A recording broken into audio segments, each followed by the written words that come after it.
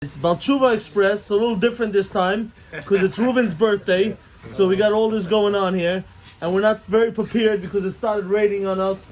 So we squished underneath the porch here. But Baal Teshuvah Express and this guy right here, oops, that's Alon. This guy. Yeah, that's Alon. Yeah. And that guy is Reuben. That's me. Yeah, and that guy over there, Yossi, our chef. By the way, he's the chef of pomegranate. So we're eating good stuff over here. Yeah, Habibi. And my kids are here, but that's just because my wife's in Israel. So there's nobody to watch them at home. You got me. I didn't forget you. And this is the son You're the of the great... No, the son of the great chef of pomegranate. And he's the smartest and coolest 11-year-old. You're 11 years old, right? The most mature 11-year-old kid in the world. Seriously. I'm not joking. And his name is Daniel. You can't give out all this. If you say his name is Daniel, the people are already going to call the Shatchanim and they're going to be looking for him. You can't give a name, you know. They're going to be bothering Yossi. Yossi, I want your son for my daughter. Yossi, I want your son. Don't give out all the secrets. Don't give out all the secrets. But, yeah, Habibi, guys. But we're going to start today here with Alon, right? And we're going to ask Alon to please introduce himself and give us a little background about his Baal Teshuvah story. And in the meantime, I'm going to shut up and hide behind the camera. Are you going to be behind the camera? I'm learning to shut up, guys. I'm learning. Hey guys, thank you very much for the quick introduction. My name is Alon Zilberberg. I have been a member of Chabad of Sheepshead Bay for about 14 years already, and had a very gradual Baal Teshuvah process. So mine was anything but express. But when Reuben and Moshe came to me with this amazing idea, I knew that I had to be part of it in order to inspire other people to go on the right path. Thank you, Reuben. Alon, thank you. Now, we want to go and we're thinking to drop in this, what's his name? It helped us with this. Dan helped us and told us the first question we should ask is, what does a Shabbat look like in your house? And what does a Shabbat look like compared to what a Shabbat was before your Baal Teshuvah process started? Okay. Dan, he has good questions. Dan? Yeah. Questions if he knows the answers. Because questions everybody could ask, you know what I'm saying? That's why he gave it to us. Ask the questions. So right now, Shabbat at my house is I'm going to shul Friday night while either my wife or I have cooked before that. We're usually entertaining guests. Once in a while, it'll be just the four of us, my wife and I, with my two beautiful daughters. But a lot of times we'll have guests over to share the beauty of the Shabbat experience. Shabbos day is essentially I'm in shul most of the day because I live pretty far away from the Chabad house that I choose to go to, even though there are other ones closer to me. When you find... But nothing's as good as ours, Of right? course, that's what I'm saying. When you find one that you really love going to, you're gonna go to it no matter what. Shabbos before I became Baal Teshuvah was essentially doing everything that you're not supposed to do. Going out, watching TV. You got everything on the list that you're not supposed to do, you did on that day? Just about. Almost everything. And he did it only on Shabbat. He fit a lot of things in. Going out, partying, watching TV on the phone, not going to shul or driving to shul, which is a big avera as it is. It's just a lot of things that are wrong, but you do them anyway. And finally, I came to the realization that I want to stop doing wrong and I want to get on the right path. So that's actually interesting. You served me with the next question. That wasn't my plan. Was to ask you about your guests. So I still want to get back to that. What kind of guests come over? Are they guests that observe? Are they guests that are Baal Teshuvah? Are they guests that are not Baal Teshuvah yet? About the guests. But you mentioned something saying things that you knew you weren't supposed to do.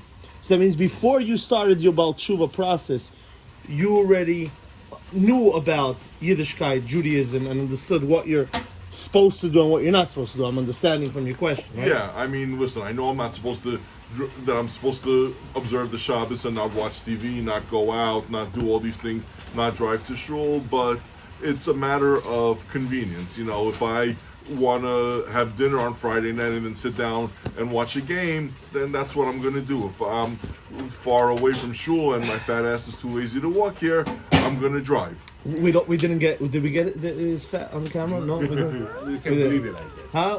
We can believe it. We can. Okay. No. No, I'm just joking. Okay. So could we go back to the guests? That Of was course. actually interesting. What's the style of guests that you invite over? Do you invite non-religious guests that come and see a Shabbat for the first time, or not for the first time because you invite them again and again? So I have an open door policy. There's no such thing as someone that's not invited to my house. I don't. Okay, Reuben. You know his address? I just want to advertise it. What's his address? He said he has an open door. I mean, Reuben, let's go for it. Where does he live? Where does he live? Somewhere by the buildings over there, by Coney Island. That's not an exact address. Nobody's gonna know where to go to. Follow the smell. I'm a pretty good cook. That Okay, explains a lot. Habibi. If you're on Coney Island Avenue and you smell something good, just go up and walk in. Say Alon invited you. No, but seriously, we have people from all backgrounds, whether it's someone that is Baal Teshuvah, like I am, someone that has never experienced Shabbos before and is interested in doing it. You know, you don't even have to be Jewish. I've had non-Jewish friends and guests over. I don't discriminate. And again, I have had religious people over that come over just to celebrate the beauty of Shabbos. Again, it's all about the beauty of what we're doing. It doesn't matter who you are. We're non-judgmental. Habibi. I wanted to ask a question. Ben. That Habibi. look, Ben.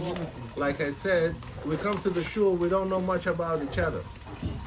You know? Let me show them. Let me just show them the steak of our chef Yossi, Habibi. Woo! Okay, so we come to the We're gonna show. make a lot of people hungry. Oh That's my for God! sure. And don't worry, if you're hungry, you're always invited to Alon's open house on Coney Island Avenue. So you were saying we come to the shul, we see people. We don't know much about it. About Alon, the only thing I know, he grew up in Canarsie, and he went to South Shore High School. That's the only thing I know, pretty much.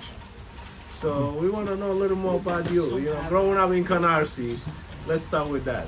You know, what was So, you know, growing up, I started going onto this journey myself and just thinking that it's the right thing to do, but it was always challenges. You know, do I really want to go to shul all the time? Do I want to eat kosher? Do I want to daven 3 times a day? There's so many, when you think about it from a non-religious point of view, there's so many rules and restrictions that people are like, you know, what the hell am I getting myself into? Why am I doing all this?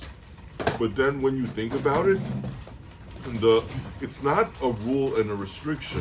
It's the proper way of living life. You know, once you get into Shabbos observance and following the rules, you get to see that A, you have a day that you can spend with your family. B, being Jews, you want to save money, so not going out Friday and Saturday night, which are the most expensive days of the week. good stuff? You definitely want to take advantage of that. That's not politically correct. That's a show now. We can't post something like that. We can't do it. You can't say that about Jews. We can't do that. When you're Jewish, you can say it about other Jews. Oh, you can say it about the Jews. That's not PG, that's for sure. Okay. Okay, so we're talking about Jews wanting to save money, and that's why they're gonna get religious. But it's also like when you really think about it and you know that it's the right path to go, it gives you extra time to spend with your family.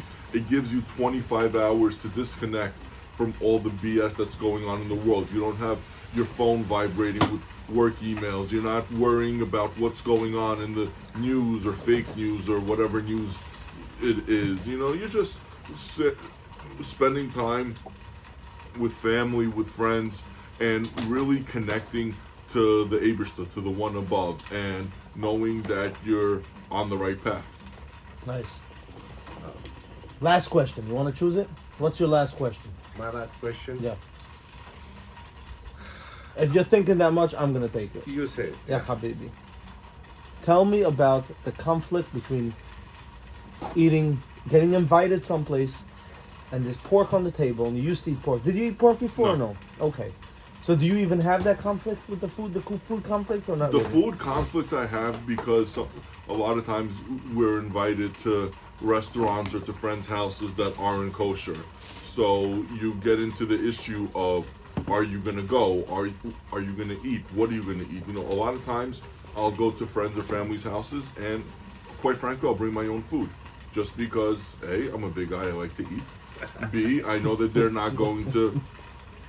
For me, bringing my own food is easier than telling someone this is what you have to do to Good call, make actually. it kosher, or for me to be able to eat. So I just, in order to make it easier on the people, So you bring your own I'll food. just bring my own food and make Yeah, it that's easy. fine then, okay? That's good. So I think we could wrap it up saying Yeah. that bringing food Yeah. to any place you go, Yeah. in general, solves problems, right? Yeah. You walk in with food, nobody's angry about anything Never. anymore, right? They might even dabble on in your food, you know. Exactly. But I want to ask one question that I asked Dan also. 100%. It's like Dan said, bro. Dan said Yeah, that what he did when he went to his parents yeah. for a while, he stayed by his parents. What he did is he cooked the food. Yeah. And that always solves a problem, right? If you're cooking, nobody's gonna complain. You see, Reuben is cooking. Nobody's gonna tell him what to. I mean, not really. Yossi. Nobody's gonna tell Yossi what to do now. Nobody Go told, ahead. Nobody I'm told sorry. Yossi to do anything. And because it's Kafkazi, Meshugaze, Kafkazi Kukureku. You mess with the Kafkazi, you get a book of vodka bomb. He's a fake I want Kafkazi. to ask the question that I asked Dan. What's the message that you would relay to Baal Teshuvah who's starting on their journey or already on their journey? What would message that you would like to tell them? It from your experience. That's a great question. So the message that I would like to relay is that there are going to be challenges along the way. There are going to be detractors, people that are telling you that you're crazy, that you shouldn't be doing this, It's okay. that, you know, this is too hard, you're putting restrictions on it. We're living in the 21st century, not 5,000 years Yeah. ago or 3,000 years ago when the Torah was given, all that. But like they say, haters gonna hate. Yeah. You gotta do what you know is right for you. If you're on the path and you have a good mashpia, you have a good support system, that's all you need. That's all you can ask for. So let the haters tell you that you're doing the wrong thing. I guarantee you, if you show them that you are doing the right way, in a few months they'll be asking you for advice about how to become Baal Teshuvah. So don't ever let it get you down, and know that you have a great support system no matter where you are. That's one of the reasons why I come to a Chabad house, because Chabad is non-judgmental. They don't care if you come in, and my rabbi knew at some point that I was driving to shul, that I wasn't eating kosher, and not that he was okay with it, but he understood, and he helped me get on the right path. So once you're on the right path and no one is judging you, you'll take baby steps and don't jump into the deep end of the pool without knowing how to swim. Wade in, go slowly and take it for what it's worth, because I've seen way too many people that went from 0 to 100 and hit a brick wall, and no one wants to see that. So you mentioned your rabbi, your mashpia. Who is that? So my rabbi is Rabbi Shlomo Cohen from Chabad of Sheepshead Bay, and there's a reason why, as I said before, I pass about 8 Chabad houses while I'm walking here every Shabbos. And I'm very close relationships with all the rabbis in those Chabad houses. But I choose to come here because this is where I knew where I was learning the most, where I was getting the best for myself. And once you find a person that you trust, you don't want to go to anyone else. So the mashpia is also the same guy. Yes. You said the rabbi and mashpia mean the same guy. Mashpia just means teacher. So my rabbi and mashpia are the same thing. Thank you very much, Alon. Thank you. Thank Thank you. you. Thank That you. was Baal Teshuvah Express. Express. And we'll see you next week, Habibi. يلا يا حبيبي Good job. Chef, give them a good night. Good night, guys. So we Ya got love you. habibi, ya We're gonna do habibi. soon barbecue service. We're opening a business, barbecue service.